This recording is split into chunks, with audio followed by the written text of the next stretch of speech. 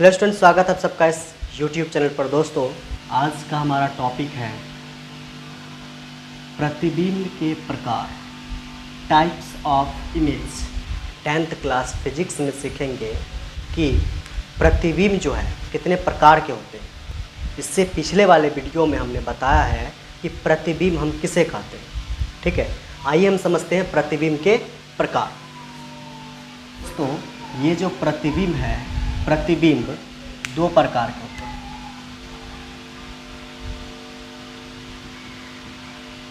प्रतिबिंब दो प्रकार के होते हैं।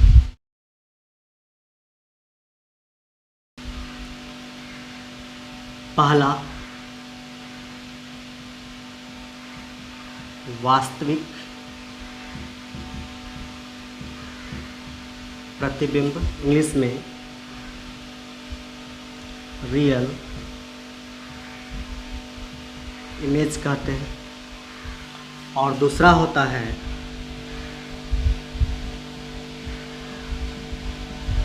काल्पनिक,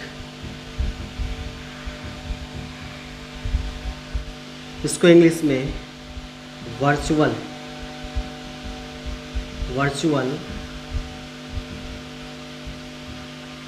इमेज कहते हैं। वीडियो में हमने प्रतिबिंब के बारे में बहुत अच्छी तरह से सीखा है कि प्रतिबिंब क्या है, किस तरह से होता है प्रतिबिंब। ठीक है, इसका डेफिनेशन समझा था चित्र की मदद से। आज हम इसके टाइप के बारे में पढ़ेंगे कि प्रतिबिंब के प्रकार। देखो ध्यान से, हमने क्या बताया कि प्रतिबिंब दो प्रकार के होते हैं। प्रतिबिंब दो प्रकार के होते हैं। तो पहला, इसमें जो है पहला प्रकार हमने बताया कि वास्तविक प्रतिबिंब, इसको इंग्लिश में बोलते हैं रियल इमेज। और दूसरा होता है दोस्तों, दूसरा वो होता है काल्पनिक प्रतिबिंब, इसको हम इंग्लिश में बोलते हैं वर्चुअल इमेज। ठीक है, समझ गए इसको।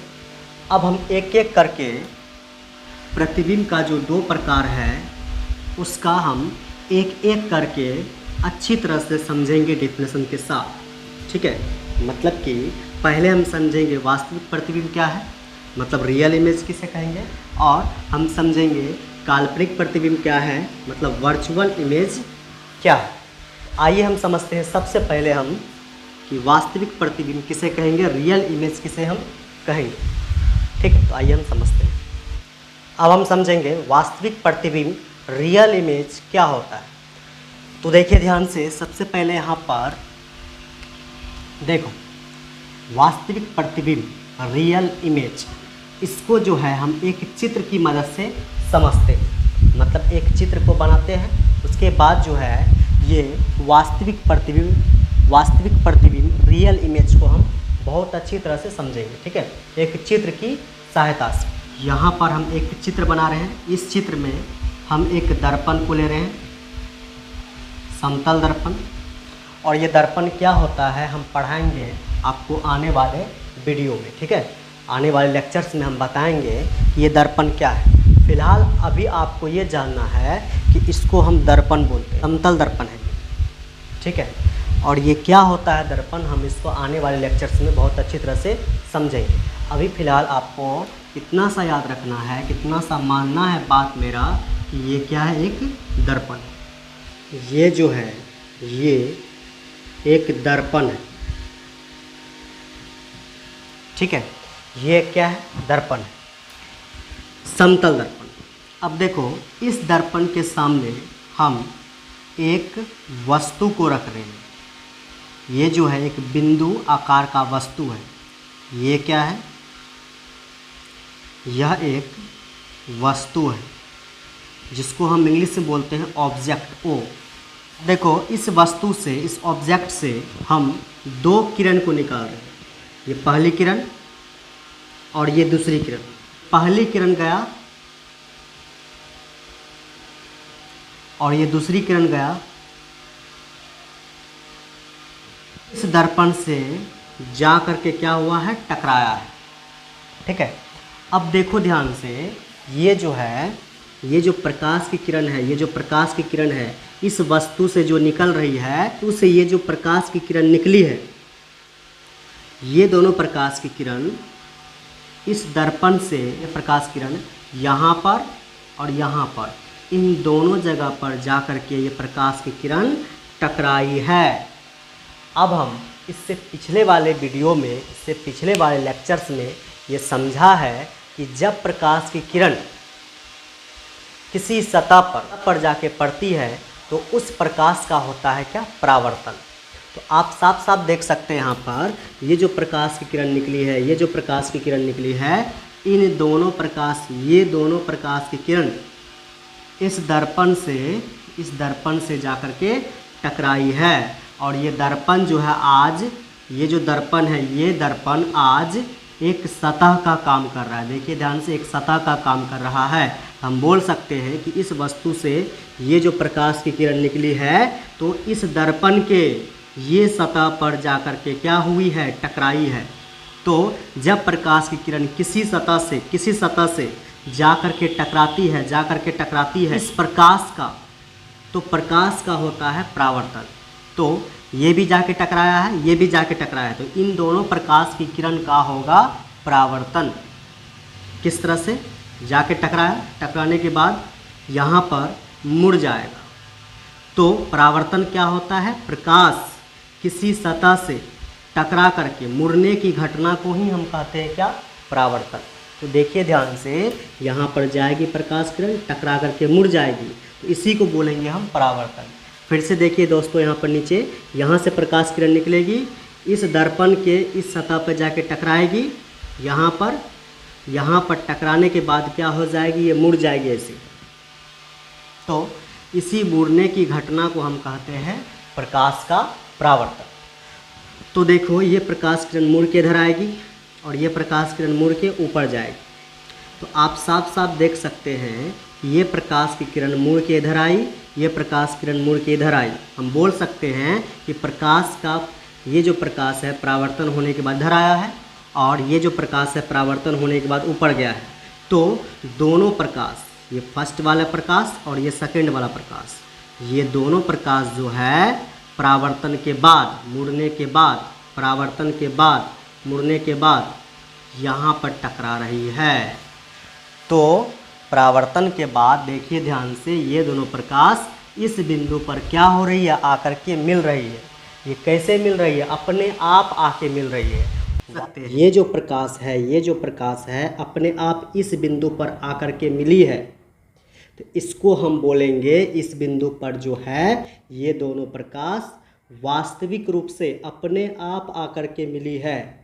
यहाँ पर इसी बिंदु पर दोस्तों, ये जो ऑब्जेक्ट है, ये जो वस्तु है, इसी का क्या बन जाएगा, प्रतिबिंब, ओ डैश। तो ये जो प्रतिबिंब बना है इसी को हम बोलेंगे वास्तविक प्रतिबिंब। अब हम इसका डेफिनेशन को समझेंगे, वास्तविक प्रतिबिंब का डेफिनेशन को समझेंगे। देखो ध्यान से, दिया गया है, जब प्रकाश की किरण किसी बिंदु पर वास्तविक रूप से मिलती है, ये जो प्रकाश की किरण है, ये दोनों किरणें जो है आपस में, ये दोनों किरण अपने आप वास्तविक रूप से मिलती है, तो मिलने से बने प्रतिबिंब वास्तविक प्रतिबिंब कहलाती है। तो इस बिंदु पर जो मिला है ये दोनों किरण, तो मिलने से ये जो प्रतिबिंब बना, इस वस्तु का, इस ऑब्जेक्ट का प्रतिबिंब बना यहाँ पर ओ डैश, इसी को हम बोलेंगे वास्तविक प्रतिबिंब। अब हम समझेंगे काल्पनिक प्रतिबिंब क्या होता है। तो देखिए ध्यान से, यहाँ पर हम बी नंबर का पॉइंट लिए हैं जिसमें हम लिखे हैं काल्पनिक प्रतिबिंब, वर्चुअल इमेज। तो आइए हम समझते हैं वर्चुअल इमेज, काल्पनिक प्रतिबिंब क्या होता है। इसको भी दोस्तों हम एक चित्र की सहायता से समझेंगे। तो देखो ध्यान से, यहाँ पर हम समझ रहे हैं, मान लीजिए आपके पास एक क्या है, दर्पण। यह एक क्या है, दर्पण, ठीक है, ये दर्पण है। अब देखो, इस दर्पण के आगे हमने एक वस्तु को रखा, यह एक क्या है, यह एक वस्तु है, यह एक क्या है, वस्तु है। अब देखो इस वस्तु से हम दो प्रकाश को ले रहे हैं, ये रहा पहली प्रकाश और ये रहा दूसरी प्रकाश। पहली प्रकाश ऐसे चले गया, दूसरी प्रकाश नीचे चले गया। पहली प्रकाश ऊपर की तरफ चले गया और दूसरी प्रकाश नीचे की तरफ चले गया। अब देखो इसका जाने का डायरेक्शन भी हम बता देते हैं कि ये इधर गया है, ये भी प्रकाश किरण इधर गया है, तो इसका जाने का डायरेक्शन हम बता देते हैं, ये प्रकाश नीचे की तरफ गया है। प्रकाश की किरण गया, ये प्रकाश जा कर के इस दर्पण से जा कर के टकराया है, ये प्रकाश भी इस दर्पण से जाके टकराया है और ये प्रकाश भी इस दर्पण से जा कर के टकराया है। अब देखिए ध्यान से दोस्तों आप, ये जो प्रकाश गया टकराया यहाँ पर, तो इस प्रकाश का होगा परावर्तन। काहे कि हम पढ़ रखे हैं कि प्रकाश जो है, प्रकाश अगर किसी सतह से टकराता है तो उसका होता है परावर्तन। तो देखिए ध्यान से आप, ये जो प्रकाश किरण आई है, ये प्रकाश की किरण इस सतह से, इस दर्पण से आकर के टकराई है, तो इस प्रकाश का होगा परावर्तन। परावर्तन क्या होता है? प्रकाश किसी सतह से टकराता है, टकरा करके मुड़ जाता है, इसी को हम कहते हैं प्रकाश का परावर्तन। उसी तरह से दोस्तों ये भी प्रकाश गया है, इस दर्पण से टकराया है, टकराने के बाद इस प्रकाश का भी होगा परावर्तन, ऐसे जा कर के टकरा करके वापस मुड़ जाना, इसी को हम बोलेंगे परावर्तन। ये जो हमने एक वस्तु लिया था, इसको इंग्लिश में बोलते हैं हम ऑब्जेक्ट, ऑब्जेक्ट है।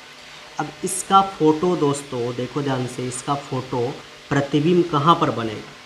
इसका प्रतिबिंब जो है दोस्तों वहाँ पर बनेगा जहाँ पर ये प्रकाश परावर्तन के बाद, टकराने के बाद दोनों प्रकाश आपस में क्या हो जाए? मिल जाए। ये दोनों प्रकाश जहाँ पर मिल जाएगा परावर्तन के बाद, टकराने के बाद मिल जाएगा, ये दोनों प्रकाश जहाँ पर मिल जाएगा, वहीं पर दोस्तों इस ऑब्जेक्ट ओ का, इस वस्तु का क्या बन जाएगा? प्रतिबिंब। तो आप देख सकते हैं यहाँ पर ये प्रकाश ऐसे निकली और इधर चले गई, और ये प्रकाश इधर निकली और नीचे की तरफ चली गई। तो आप देख सकते हैं ये प्रकाश और ये प्रकाश कभी भी एक दूसरे को प्रतिच्छेद नहीं करेगी, नहीं मिलेगी दोनों प्रकाश। ये प्रकाश और ये प्रकाश दोनों आपस में नहीं मिलेगी, नहीं प्रतिच्छेद करेगी, नहीं काटेगी एक दूसरे को।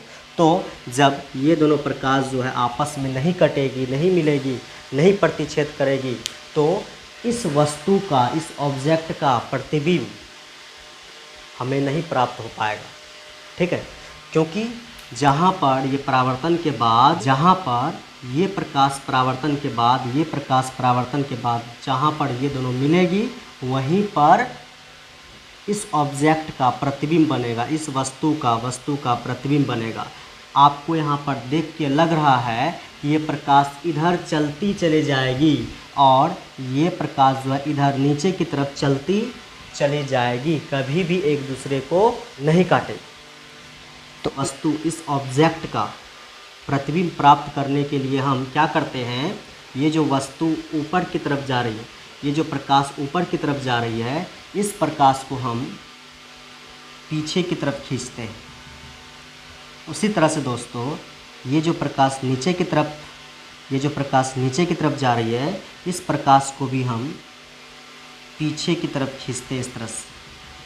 अब देखिए ध्यान से, ये प्रकाश और ये प्रकाश जो पहले नहीं मिल रही थी, इसको पीछे खींचने पर आप देख सकते हैं साफ साफ यहाँ पर क्या हो गई? मिल गई। मतलब ये प्रकाश को पीछे खींचने पर, ये प्रकाश और ये प्रकाश दोनों यहाँ पर देखिए क्या कर गया? एक दूसरे को काट गया, मतलब कि प्रतिच्छेद किया है, कटा है। तो हम बोल सकते हैं कि इस वस्तु का फोटो, इस वस्तु का प्रतिबिंब यहाँ पर बनेगा। अगर ये O है तो इसी का फोटो इसी का प्रतिबिंब, इसी का इमेज यहाँ पर प्राप्त हुआ। अगर ये O है तो इसको हम लिखेंगे O डैश। आप साफ साफ देख सकते हैं कि इसका फ़ोटो तो यहाँ प्राप्त हो गया, लेकिन ये जो फ़ोटो, ये जो प्रतिबिंब बना है इस वस्तु का, इसका ये जो प्रतिबिंब बना है ये वास्तविक प्रतिबिंब नहीं है। इसको हम बोलते हैं काल्पनिक प्रतिबिंब। अब क्यों बोलेंगे काल्पनिक प्रतिबिंब? आप साफ साफ देख सकते हैं कि ये जो ओरिजिनल प्रकाश था ये ऊपर जा रही थी, ये जो ओरिजिनल प्रकाश था ये नीचे जा रही थी। इन दोनों ओरिजिनल रियल प्रकाश, ये दोनों जो है रियल प्रकाश आपस में नहीं कटी है। जब ये दोनों प्रकाश, दोनों रियल प्रकाश आपस में नहीं कटेगी तो इस वस्तु का रियल इमेज, वास्तविक प्रतिबिंब नहीं बनेगा।